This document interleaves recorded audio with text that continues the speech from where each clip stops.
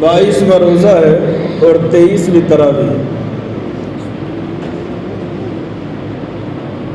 آخری عشرہ رمضان المبارک کا چل رہا ہے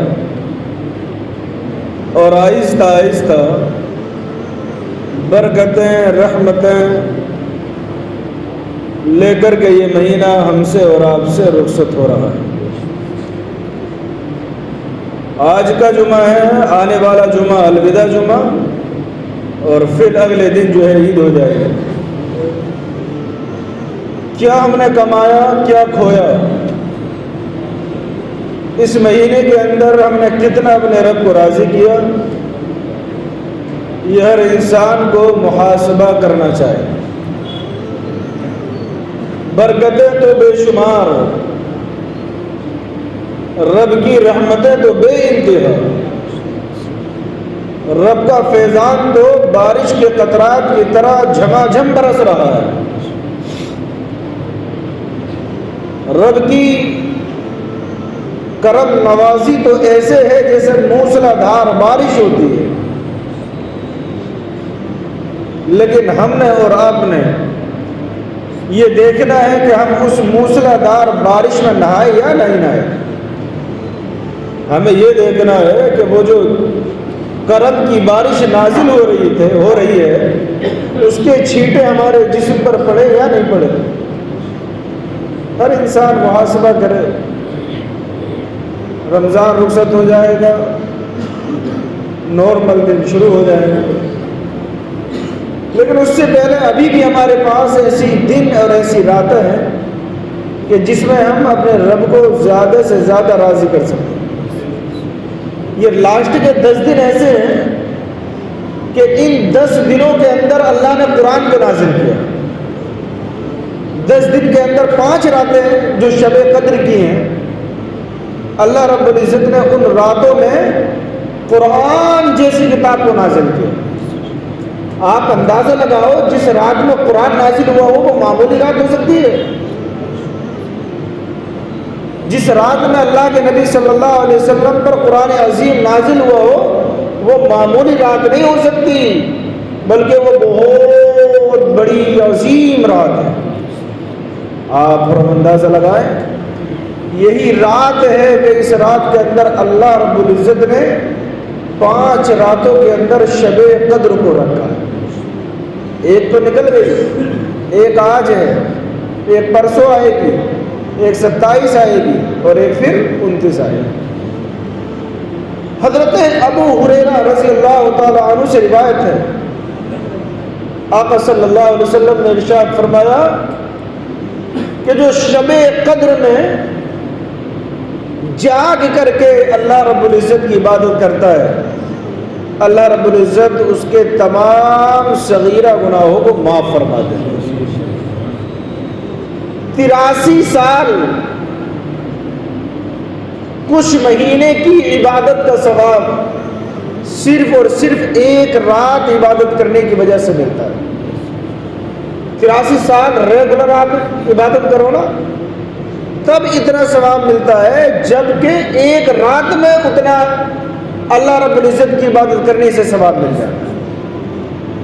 حضرت ابو ہریرہ رضی اللہ تعالیٰ عنہ سے ایک حدیث پاک اور مروی، میرے آقا صلی اللہ علیہ وسلم نے ارشاد فرمایا، جو انسان شب قدر سے محروم رہا، سونے میں گزار دی، غفلت میں گزار دی، اللہ کے حبیب فرماتے ہیں وہ تمام نیکیوں سے محروم رہے۔ پورے سال اگر نیکیوں سے قربت اور رب کی رضا اگر چاہتے ہو تو اللہ رب العزت کی بارگاہ میں ان راتوں کو جو بطور تحفہ ایک طرح کا آفر بن کر کے ہمارے پاس اللہ کے حبیب صلی اللہ علیہ وسلم کے ذریعے سے ملی ہے، اس آفر والی راتوں کو جانے مت دو، بلکہ ان آفر اور تحفے والی راتوں میں زیادہ سے زیادہ اللہ کی بارگاہ میں قیام کرو، قرآن پڑھو، کلمہ پڑھو، تسبیح پڑھو، جس سے جو ہو سکتا ہے وہ پڑھے، نفل نماز پڑھے، قضاء عمری پڑھے، جتنا جس سے ہو سکتا ہے وہ ان راتوں میں قیام کرے۔ میں اس لیے آپ کو اس رات کے بارے میں زیادہ بتا رہا ہوں کہ آپ حضرات کو ہر سال آتی ہے، پتہ نہیں چلتا، رہ جاتی ہے، لیکن یہ یاد رکھو کہ اللہ رب العزت نے اس رات سے متعلق 30ویں پارے کے اندر پوری ایک سورت کو نازل فرمایا۔ اللہ رب العزت کے فرشتے آسمان دنیا سے اس روئے زمین پر تشریف لاتے ہیں ان راتوں میں، اور اللہ رب العزت ان راتوں میں عبادت کرنے والے کے رزق میں برکتیں عطا فرما دیتا ہے۔ ایسی مبارک اور عظمت والی رات ہے کہ جس کا ایک ایک لمحہ قیمتی ہے، جس کا ایک ایک لمحہ سرمایہ ہے، جس کا ایک ایک لمحہ، ایک ایک ساتھ، ایک ایک سیکنڈ ہمارے لیے بہت قیمتی ہے۔ تو ہم ایسی راتوں کو جانے نہ دیں، بلکہ جتنا ہو سکے اتنا اپنے رب کی بارگاہ میں ان راتوں میں عبادت کریں۔ ہماری ماں حضرت عائشہ صدیقہ رضی اللہ تعالی عنہ، جو آقا صلی اللہ علیہ وسلم کی زوج محترمہ ہے، اماں عائشہ کہتی ہیں، آقا صلی اللہ علیہ وسلم کی بارگاہ میں عرض کرتی ہیں، یا رسول اللہ، شب قدر میں کیا کروں؟ یعنی کون سا ایسا عمل کروں یا کون سی ایسی دعا مانگوں جو مجھے مانگنا چاہیے؟ تو اللہ کے حبیب صلی اللہ علیہ وسلم نے ارشاد فرمایا، عائشہ، سب سے پہلے تو تم یہ دعا مانگو کہ سب سے پہلے اپنی مغفرت کی دعا مانگو کہ اللہ تعالیٰ میرے گناہوں کو معاف فرمائے۔ اس کے بعد فرمایا ایمان پر سلامتی کی دعا مانگو۔ اللہ کے حبیب صلی اللہ علیہ وسلم نے ارشاد فرمایا، عائشہ، اور اس کے علاوہ جو کچھ بھی دعا تم مانگو گی اللہ رب العزت وہ قبول فرمائے۔ اتنی عظیم المرتبت راتیں ہیں، اور یہ آخری عشرہ جو چل رہا ہے، اسی آخری عشرے کے اندر پوری دنیا کے اندر مسجدوں میں اعتکاف کرنے والے اعتکاف کرتے ہیں، اللہ رب العزت کی رضا کے لیے اپنے گھر وار کو چھوڑ کر کے رب کے گھر میں آ کر کے رہتے ہیں۔ بہت زیادہ ثواب اس کا بڑھ جاتا ہے، یہاں تک کہ وہ اپنے ماں باپ کی خدمت کرنا چاہیں تب بھی اعتکاف کی حالت میں نہیں کر سکتے، لیکن ایک اعتکاف کرنے والے کو اللہ رب العزت اگر گھر کے اندر اپنے بہن بھائی ماں باپ ان کی خدمت کرنے کا ثواب، خدمت نہ کرے، مسجد میں رہے، لیکن اللہ رب العزت پھر بھی اس کو خدمت کرنے والوں جیسا ثواب عطا فرمائے۔ اعتکاف ہوتا ہے، شب قدر ہوتی ہے، قرآن کی تکمیل ہوتی ہے، مبارک اور عظمت والی ساعتیں ہوتی ہیں، جہنم سے آزادی کا یہ عشرہ چل رہا ہے۔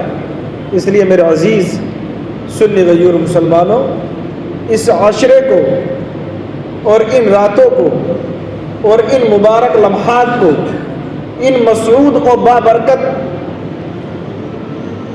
لمحات کو یہ اپنے ہاتھوں سے نہ جانے دو، بلکہ زیادہ سے زیادہ جس سے جتنا ہو سکے وہ اللہ رب العزت کی بارگاہ میں عبادت کرے۔ نماز تراویح پڑھنے کے بعد اپنے گھر پر جائے، کھانا کھائے، کھانا کھانے سے فارغ ہونے کے بعد چاہے تو وہ نوافل پڑھے، چاہے وہ درود پاک پڑھے، کلمہ شریف پڑھنے کے لیے بیٹھ جاؤ، تسبیح لے کر کے بیٹھ جاؤ، سبحان اللہ سبحان اللہ سبحان اللہ سبحان اللہ کرتے رہو۔ نفل پڑھنے سے تھک جاؤ، سر کو سجدے میں رکھ دو، صرف سجدے کرو۔ سجدے میں اللہ کے قریب ہوتا ہے بندہ۔